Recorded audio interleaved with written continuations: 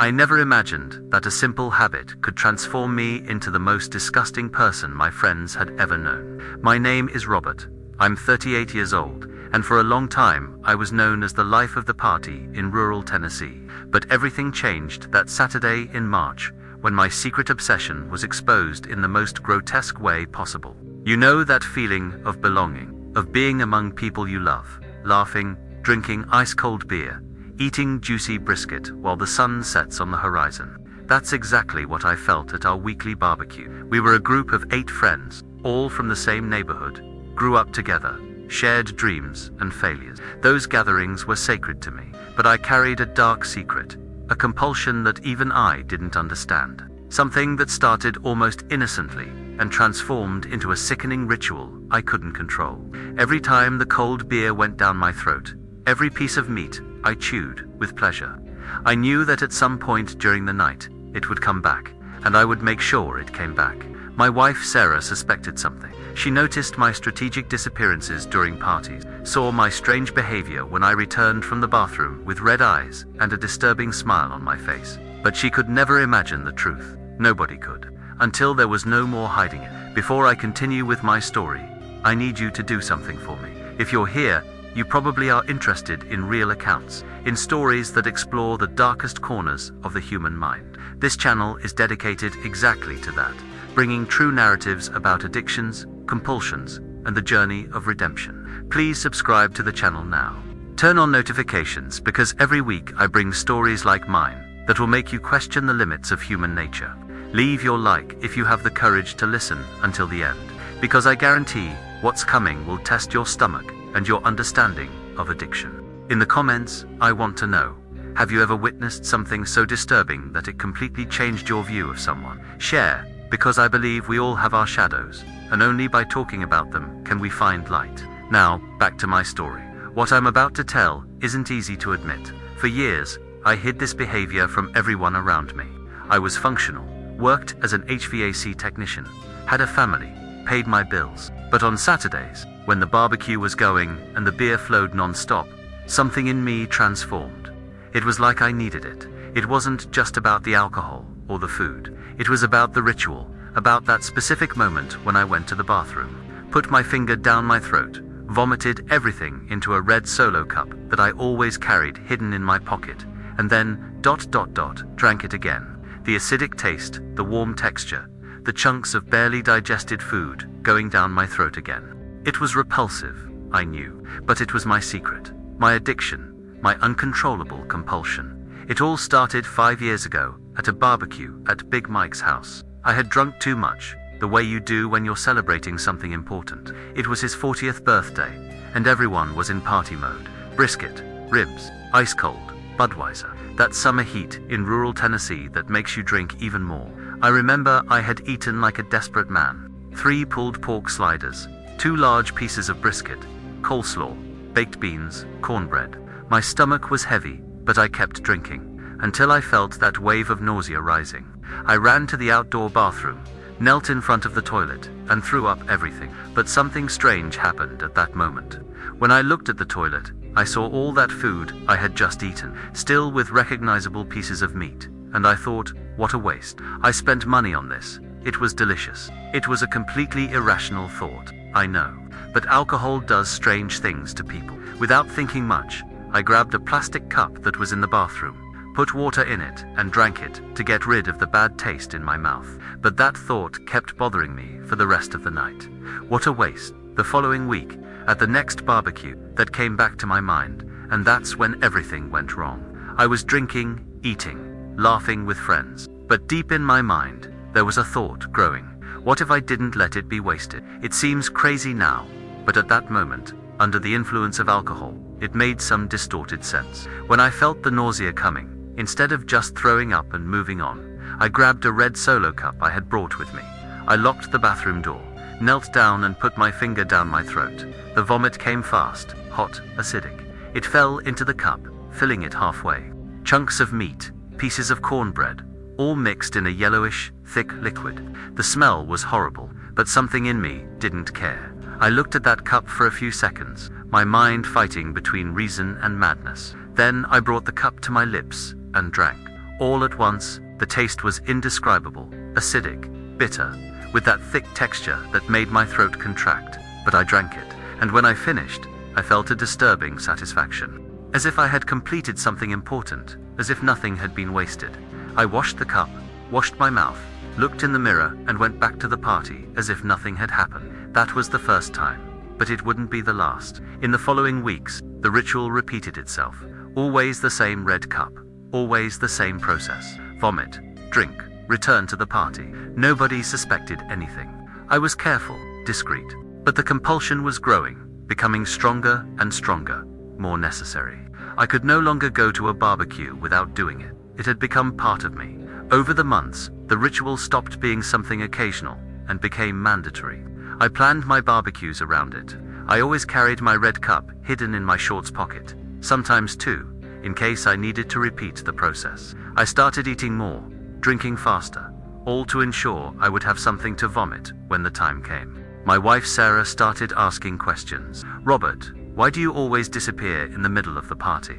Why do you come back from the bathroom with red eyes?" I made up excuses. I had heartburn, had drunk too fast. The sun was strong. She accepted my explanations, but I saw the suspicion growing in her eyes. The barbecues happened religiously every Saturday. It was at one of the 8 friends' houses in the group, on a rotation system. When it was my turn to be the host, I was particularly anxious. I had to be even more careful. After all, it was my house, my bathroom. But at the same time, I felt a sick excitement. I could better control the environment, guarantee my privacy. I remember a specific Saturday at Junior's house when I was almost discovered. I had eaten an absurd amount of food, 2 huge pieces of beef ribs, smoked sausage, chicken hearts, well-seasoned coleslaw with bacon. I drank at least 8 cans of beer in less than 2 hours. My stomach was swollen, uncomfortable, but it was exactly how I wanted it. When I felt it was time, I grabbed my cup and headed to the bathroom. But Carl, one of the friends, was feeling sick too, and had gotten there first. I stood there at the door, holding my red cup, sweating cold, feeling the nausea grow. I couldn't wait long, or I would vomit right there, in front of everyone. I ran to the back of the house, to a laundry room that was kind of hidden. I hid behind some old boxes, knelt down and stuck my finger down my throat, desperately. The vomit gushed violently, filling the cup quickly. It was dense, had large pieces of poorly chewed meat. The smell of beer mixed with bile was unbearable, but I didn't have time to think. I brought the cup to my mouth and started drinking desperately. The hot, thick liquid went down my throat, while I fought against the urge to vomit again.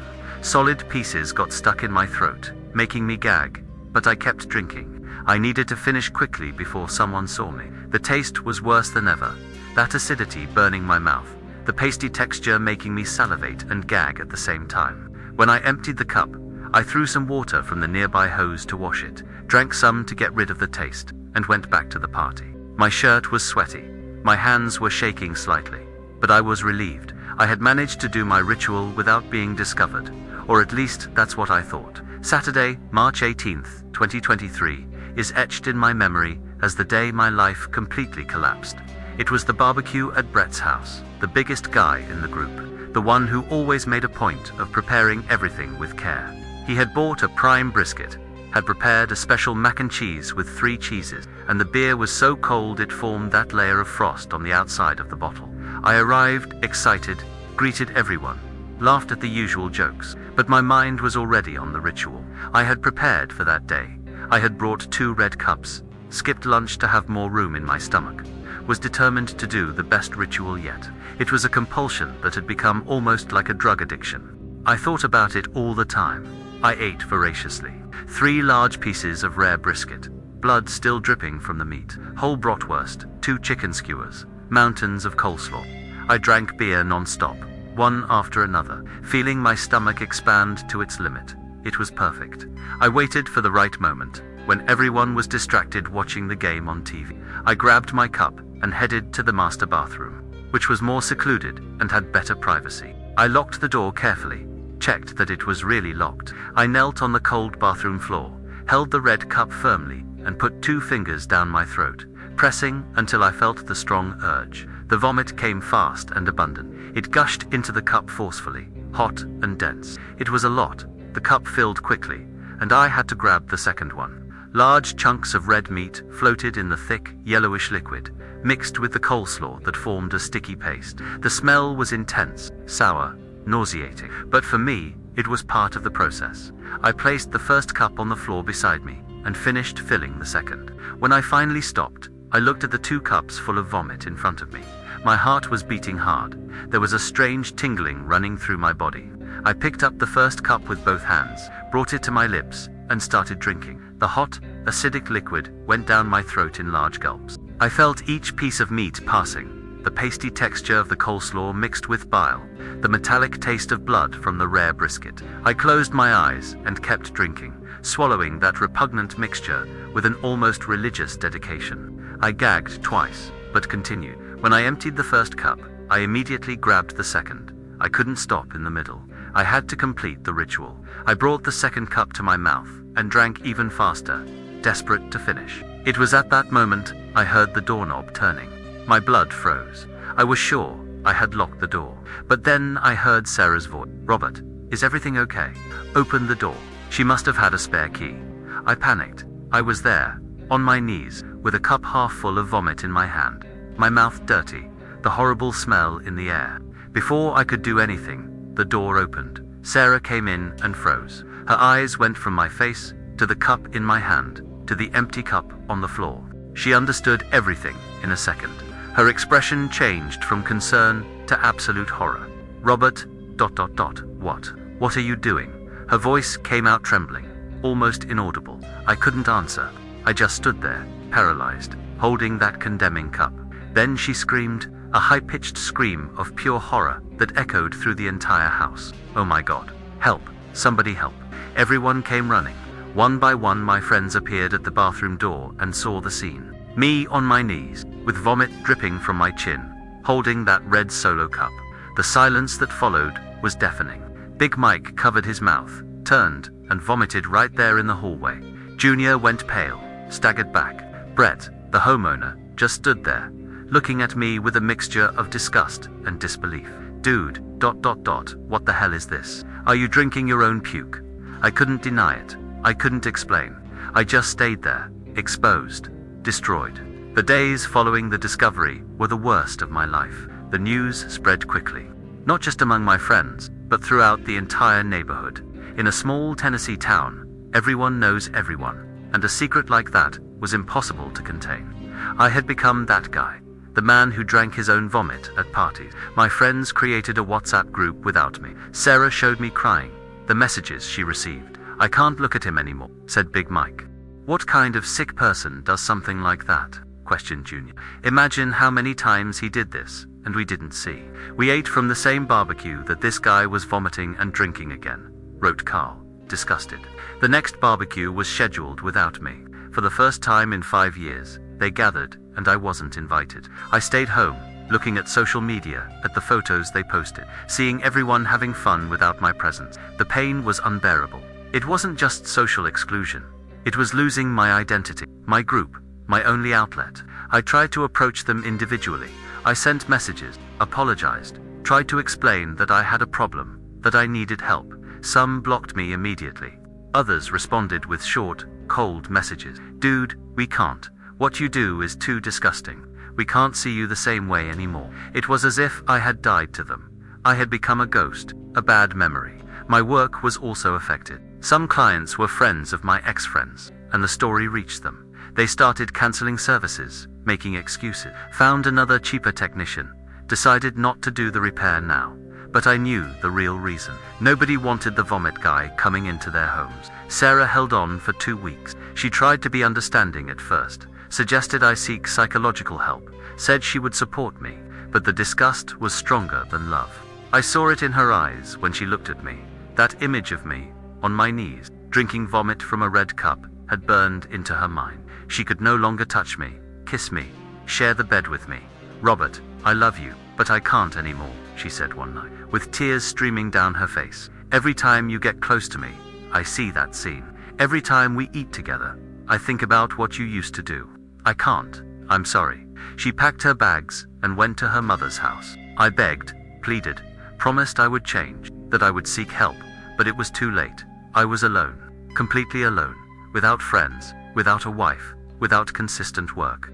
I started drinking at home, alone, trying to numb the pain, but the ritual didn't return. There was no pleasure in it anymore, no need. It had always been about the social context, about being with my friends, about that specific moment of communion. Alone, in my empty living room, the act completely lost its meaning. Depression came fast and hard. I stopped leaving the house, stopped answering calls, let the bills pile up. I lost weight rapidly. Ironic, considering my compulsion involved food. I simply had no desire to eat anymore, to live. I spent days lying on the couch, staring at the ceiling, mentally reliving that moment when everything collapsed. I thought about suicide several times. I would stare at the pill bottles in the cabinet, calculating how many would be necessary. I mentally wrote suicide notes, imagining what I would say to explain why I had given up. But there was a part of me, small and distant, that still wanted to understand. Why had I done that? What was so broken inside me that led me to develop that horrible compulsion?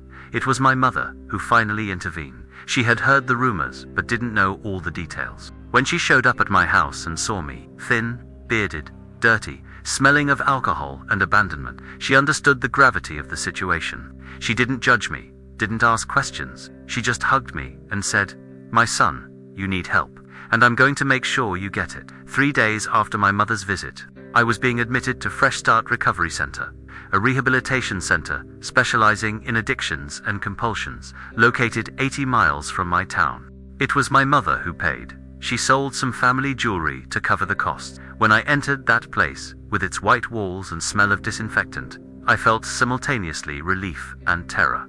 The first days were brutal. Alcohol withdrawal left me shaking, sweating, having hallucinations. But worse than the physical symptoms was the psychological confrontation. In individual therapy sessions with Dr. Martinez, a psychologist specializing in compulsive disorders, I was forced to dissect my behavior, to search for the roots of that bizarre compulsion. "Robert, what do you feel when you vomit and drink again?" she asked me in our third session. I thought deeply before answering. "Control. I feel like I'm in control. As if nothing was lost, as if I could reverse the consequences of my actions." She wrote something down and continued, "And when you do this among friends, specifically, I feel like I belong to something bigger, but at the same time, I have a secret that makes me special, different." The words came out of my mouth before I could fully process them. And that's when we started to unravel the problem. My compulsion wasn't just about food or alcohol. It was about identity, belonging, and a pathological need to be unique, even if in a destructive way. We discovered that my behavior had roots in childhood. My father was an alcoholic and extremely demanding. Nothing I did was good enough for him. I developed a need to prove my worth in increasingly extreme ways. In adolescence, this manifested in stupid bets and dangerous challenges. In adult life, it evolved into that grotesque compulsion that gave me a distorted sense of power and control. Group sessions were equally revealing and painful. Sitting in a circle with other patients and sharing my story for the first time was humiliating. When I finished telling it, I expected looks of disgust. Instead, I saw understanding. A man named Andrew, who had a compulsion to pull out his own hair until he was bald, nodded. "Everyone here has their demons, man. Yours are just more ... visible." I participated in occupational therapy, mindfulness sessions, support groups. I learned about the compulsion cycle, trigger, growing tension, compulsive behavior, temporary relief, shame, and then the cycle starts again. I learned that my compulsion was fueled by the toxic combination of alcohol, specific social environment, and need for control in a life that seemed out of control. After 3 months admitted, I received my first visit. It was Sarah. She looked different, thinner, with dark circles, but her eyes had a softness I hadn't seen in a long time. We sat on a bench in the clinic's garden, and we stayed in silence for several minutes. "How are you?" she finally asked. "Better understanding things, facing my demons," I answered honestly. She took a deep breath. "Robert, I came here because I still care about you. I don't know if we can go back to being what we were, but I want you to know I'm proud of you for seeking help. That takes courage." Her words made me cry for the first time in months. They weren't tears of sadness, but of gratitude. Someone still saw something of value in me. I spent 6 months at the clinic. When I was discharged, I was a different person. I still had a long road ahead. Weekly therapy, regular meetings of a support group, medication for anxiety and depression. But I had tools now. understanding, support. I returned home afraid, but also with hope. My mother had cleaned my house, paid my overdue bills, even got some new clients for me through her network of contacts. Slowly, I started to rebuild. I didn't go back to the friend group, that bridge had been permanently burned, but I found a new support group for people with compulsive disorders. There, for the first time, I felt truly accepted, not despite my problems, but including them. Sarah and I met a few times to talk. She still wasn't ready to come back, and I understood. But there was a friendship growing, built on honesty and mutual understanding. Maybe someday, she said at our last coffee, and I was okay with that. I learned that recovery doesn't mean going back to who you were. It means becoming someone better, more aware, more human. Today, 2 years after that terrible Saturday in March, I can say I'm sober, in active recovery, and living a life that, although different from what I planned, has purpose and meaning. I still go to therapy every week. I still attend my support group religiously. I still have difficult days where the compulsion whispers in my mind. But I learned something fundamental. Compulsions don't define who we are. They are symptoms of deeper pains, dysfunctional survival mechanisms we develop when we don't know how to deal with our traumas and insecurities. Seeking help wasn't weakness. It was the most courageous act of my life. If you or someone you know is struggling with any kind of compulsion or addiction, know that there is hope. There is treatment. There are people who understand and want to help. Don't wait until you lose everything like I did. Seek help now. Your life is worth living fully, without the chains of compulsion. My journey isn't over. Recovery is an ongoing process, not a final destination. But today, when I look in the mirror, I see a man who faced his darkest demons and survived. And that, in itself, is already a victory.